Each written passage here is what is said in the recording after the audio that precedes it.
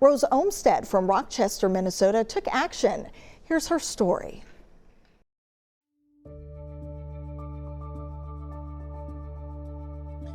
Hi everybody, my name is Rose Olmstead. I live in southern Minnesota.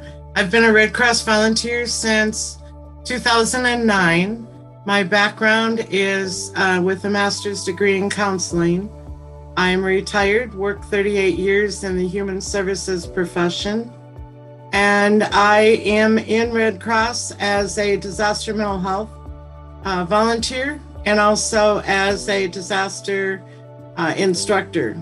In my role in doing disaster mental health in Red Cross is about being there to support individuals and families after disastrous events of any kind, whether it's fires or, as in the case of the work that I've been doing more recently with the response to COVID deaths.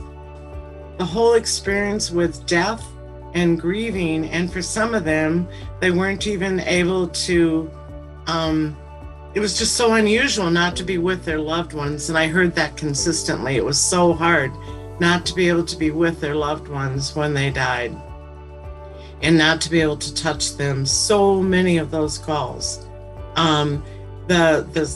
The pastor, the retired pastor, was busy supporting her family and loved ones, and eventually, as grief can, it affected her blood pressure, it affected her sleeping, it affected her quality of life herself.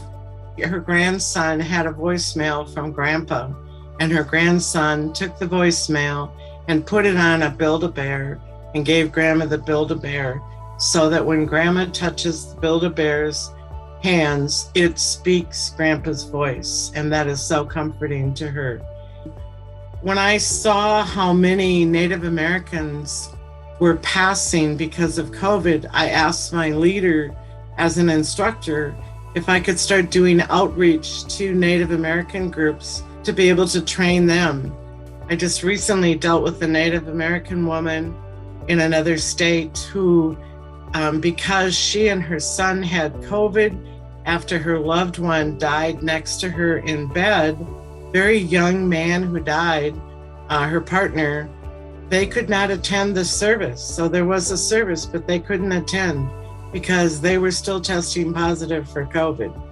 I remember another footprint on my heart was a woman who left the hurricane and traveled in her car with her disabled child, and I could hear her child in the background, and she called our call center line crying, asking where she could sleep because she had nowhere to sleep with her child.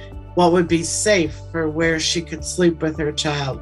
So I went online, got the city that she was in her vehicle, looked up the police department in that city, and then asked her to call the police department and tell them that she had escaped her apartment that was, because of the hurricane, she couldn't stay there. Her child was a special needs child. Where could she sleep in that community that would be safe? I know from my work that the chances were great that when she contacted law enforcement, that they would put her and her child up somewhere, which they did. So connecting people who are in crisis with resources is such a big part, along with the listening.